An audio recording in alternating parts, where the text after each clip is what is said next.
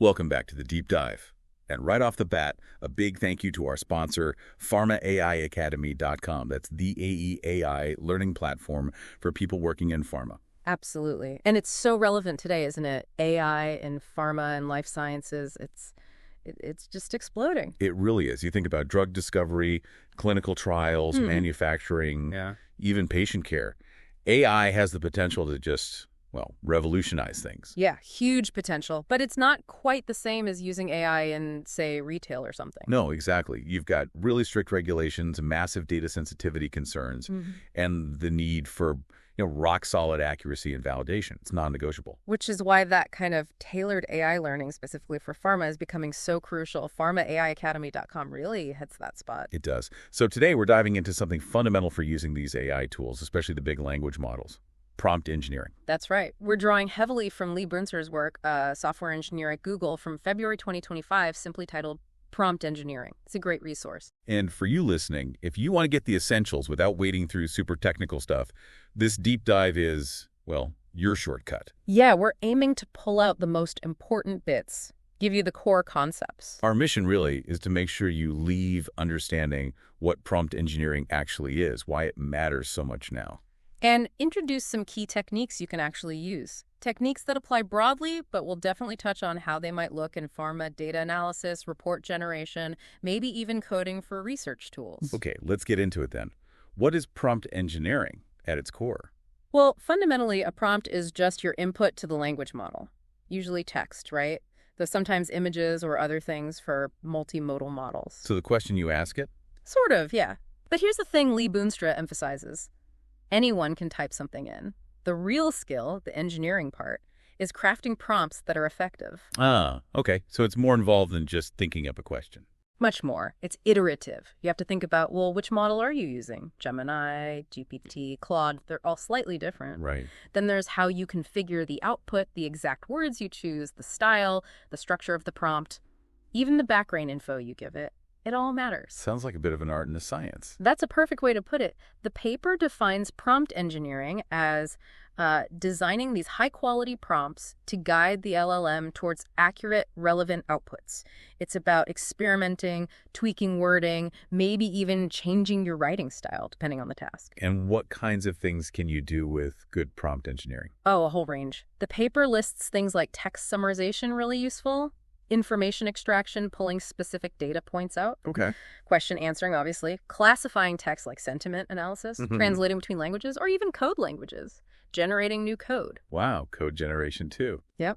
And even explaining or documenting existing code. But remember, a great prompt for, say, Gemini might need tweaking for GPT or an open source model. They don't all react the same way. Got it. So the prompt is key, but you also mentioned configuring the output. Exactly. That's super important. How the LLM is set up to respond. One big one is output length. You control how many tokens like words or parts of words it can generate. And more tokens means more compute time, more cost. Generally, yes. More computation, potentially slower responses, higher cost. So if I just want a quick answer, say, about a potential drug interaction, can I just set the token limit really low? Will that make it concise?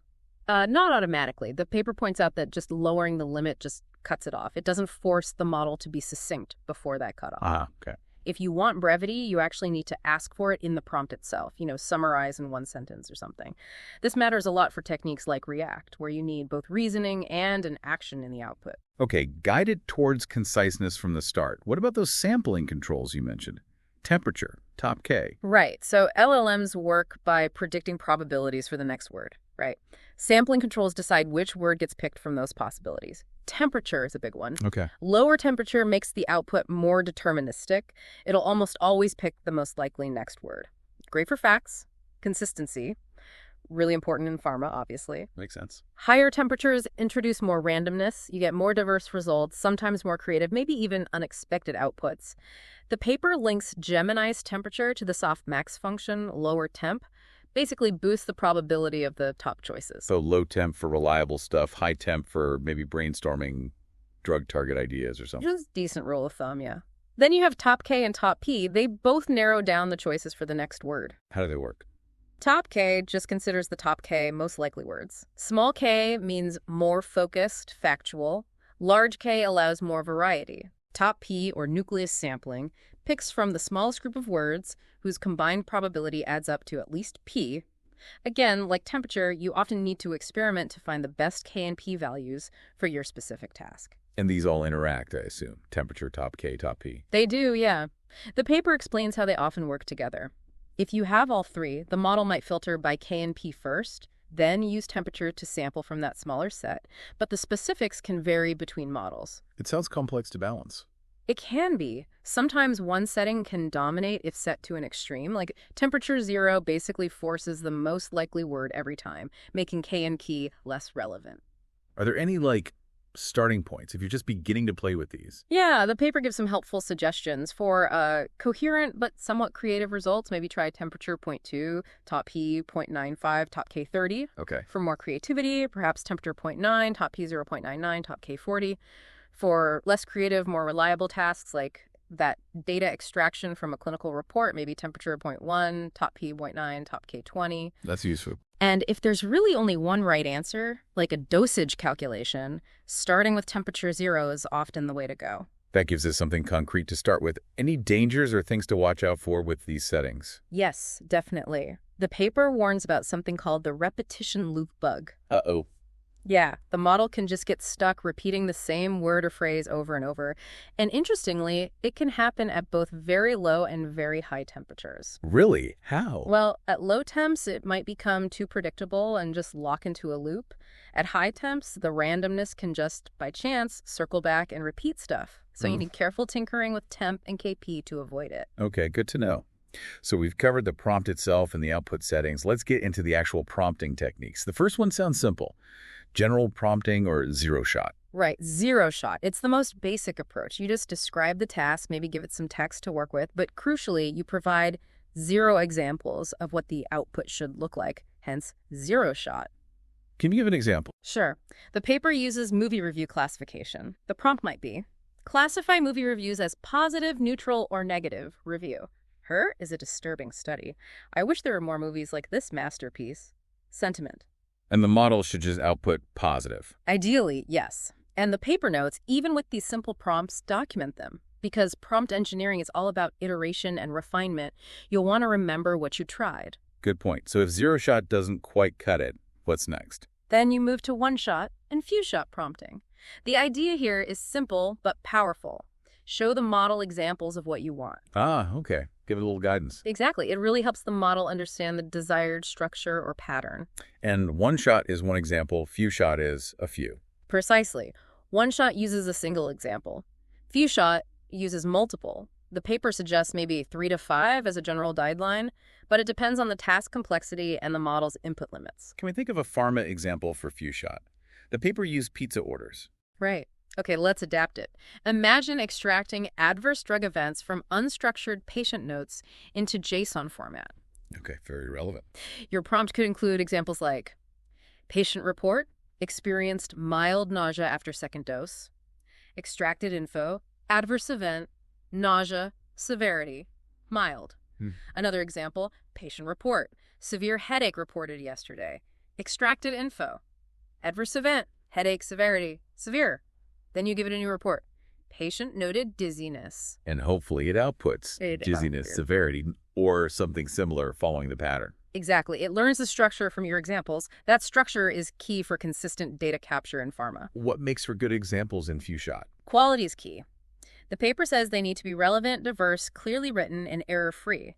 Even a small mistake can confuse the model. Okay. And it's good practice to include edge cases, unusual but valid inputs, so the model learns to handle the unexpected stuff it might see in real-world data, like maybe mentions of pre-existing conditions alongside adverse events. Right. Prepare it for complexity. Okay, next up.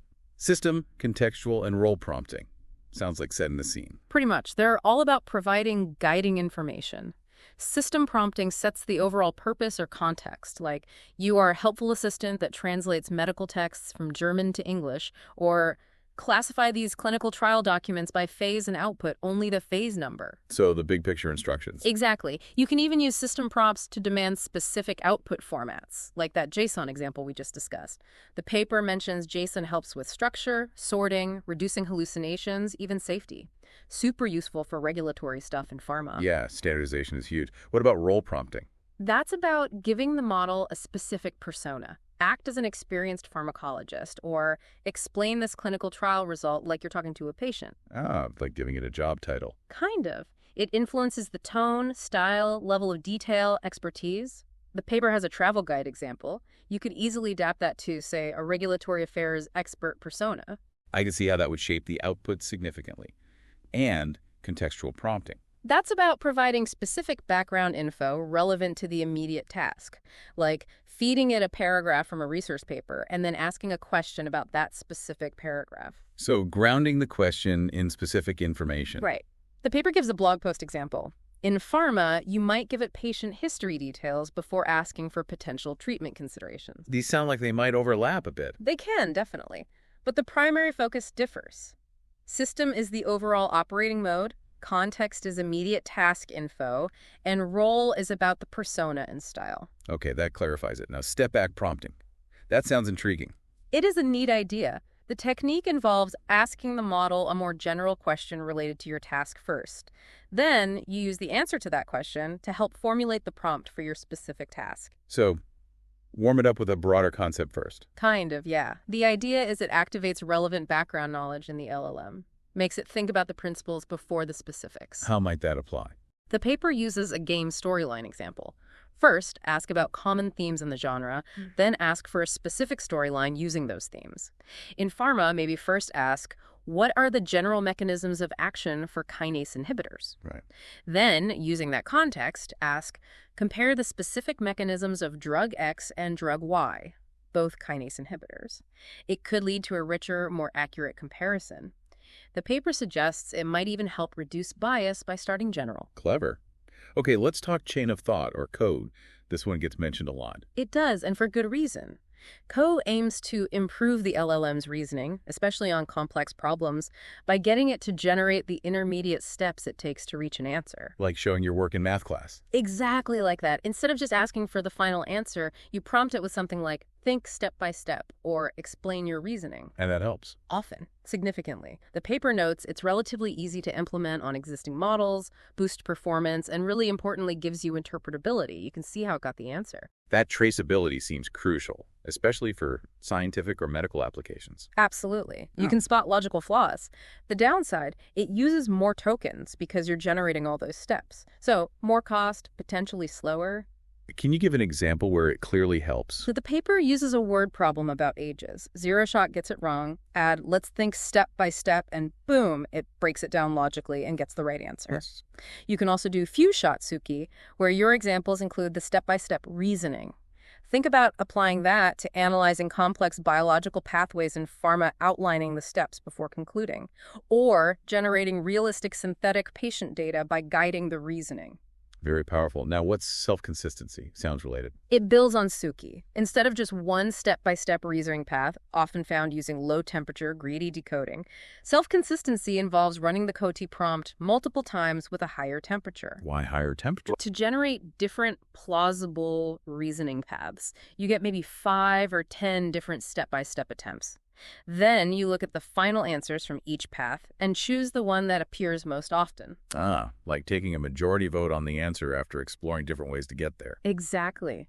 It leverages the model's variability to find the most robust answer. It's more computationally expensive, obviously running it multiple times, but can really increase confidence, especially if the reasoning is complex or ambiguous, like maybe interpreting conflicting study results. Makes sense. More work, but potentially more reliable. What about tree of thoughts? TOT sounds even more complex. It is. 2T generalizes cut it further. Instead of just one chain or even multiple separate chains, 2T allows the model to explore multiple reasoning paths concurrently, like branches on a tree. Wow. Yeah, it can explore different intermediate thoughts, evaluate them, even backtrack if a path looks unpromising. It's designed for really complex problems needing broader exploration or planning. That sounds potentially game-changing for really tough research questions. Now, react, reason, and act. That implies doing things. It does. React combines the LLM's reasoning with the ability to use external tools. Think search engines, databases, code interpreters. You can go look things up. Exactly. It works in a loop. Thought, action, observation. The LLM thinks about what it needs, decides on an action, like search for drug X interactions, performs the action using a tool, gets the result, the observation, and then uses that result to inform its next thought and action. That mimics how humans solve problems. Think, look something up, think again. Precisely. Yep. The paper shows an example finding out how many kids the members of Metallica have. It involves multiple searches. It's shown to be really effective for knowledge-intensive tasks. Imagine using this in pharma for automated literature reviews, where it searches PubMed, extracts data, synthesizes findings. That's incredible potential, giving the LLM tools. Okay, automatic prompt engineering, APE. Is this AI writing prompts for AI? You got it. With APE, you use one LLM to generate a bunch of candidate prompts for your actual task. Okay. Then you evaluate those generated prompts, maybe using automated metrics like BLEU or Rouge scores, or just by seeing which ones produce the best results for your task. You pick the winners and can even iterate. So the AI helps you find prompts you might not have thought of. That's the idea. It might discover phrasing that works particularly well. The paper uses an example of generating different ways to ask for a t-shirt. You could use it in pharma to find the most effective ways to phrase queries for extracting specific data from clinical narratives. Interesting.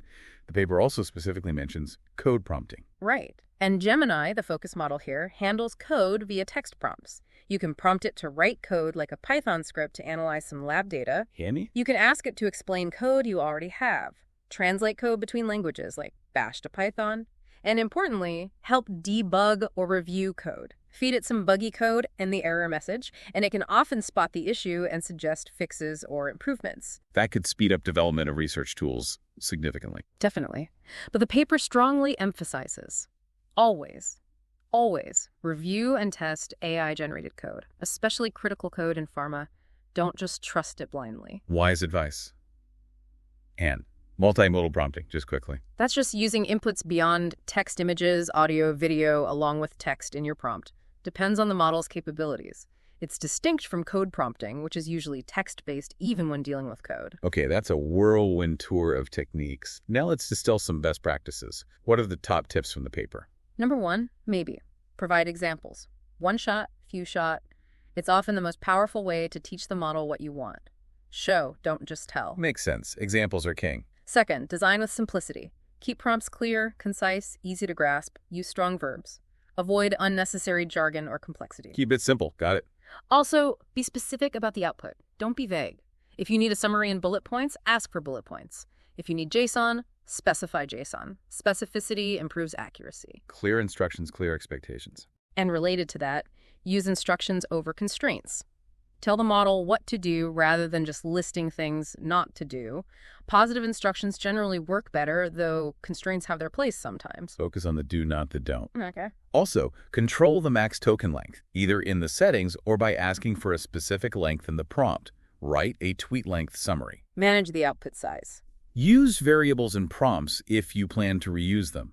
Put placeholders like drug name or patiented, makes them adaptable for applications. Good tip for automation. Experiment with input formats and writing styles. Try phrasing your request as a question, a statement, an instruction. See what works best for that model and task. Don't be afraid to try different phrasings. For few-shot classification, mix up the classes in your examples. Don't put all the positive examples first, then all the negative. Mix them to avoid the model learning the order instead of the content. Avoid accidental bias. Adapt to model updates. LMs change. What worked last month might need tweaking now. Keep an eye on updates and retest your prompts. Stay current. And definitely experiment with output formats, especially structured ones like JSON or XML for non-creative tasks. Data extraction, parsing. JSON is great. We keep coming back to JSON for structured data. Because it's so useful. Consistent style, focuses on data, potentially fewer hallucinations, handles relationships, data types, easy to sort and process later. Huge benefits, especially in regulated spaces like pharma. Any downsides to JSON? Well, it can sometimes get cut off if the output limit is reached, leading to invalid JSON.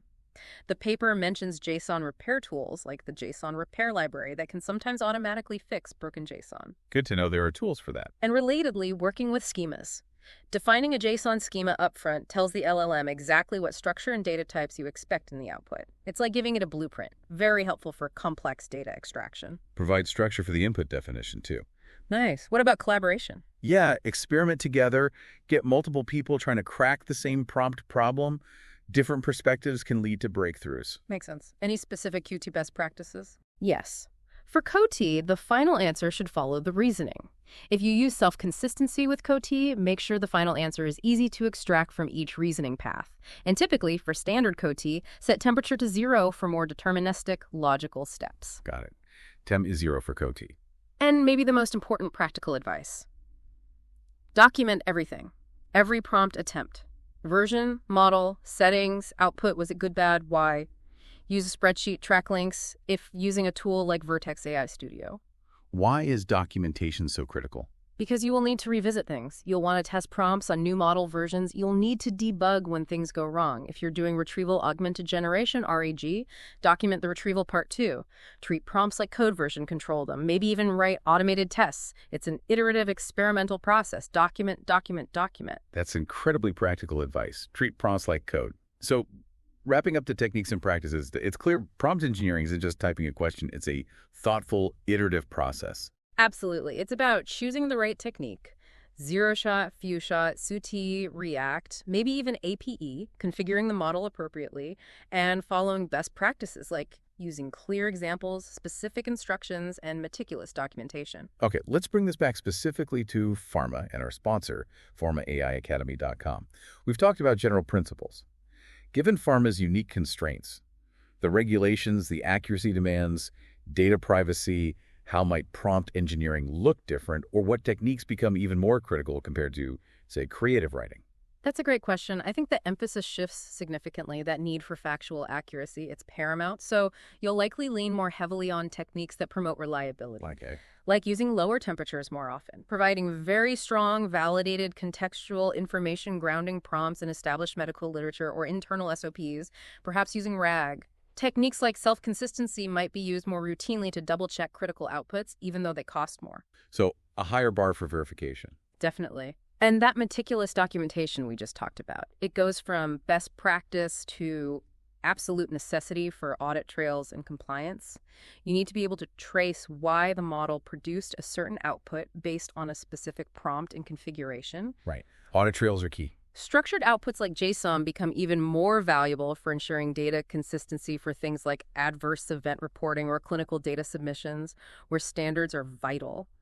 And the prompts themselves might need more careful crafting around safety and avoiding bias, maybe using more constraints alongside instructions for critical applications. So the core tools are the same, but the application requires more rigor, more checks, more focus on reliability and documentation. Exactly. The fundamental prompt engineering skills are transferable, but applying them effectively and responsibly in pharma demands a heightened level of diligence, validation, and awareness of the regulatory landscape. It's less about just getting an answer and more about getting the right, verifiable, and safely generated answer. That's a crucial distinction. It underscores why specialized learning, like that offered by pharmaaiacademy.com, is so important. It's not just about AI. It's about AI in the specific context of pharma. Precisely.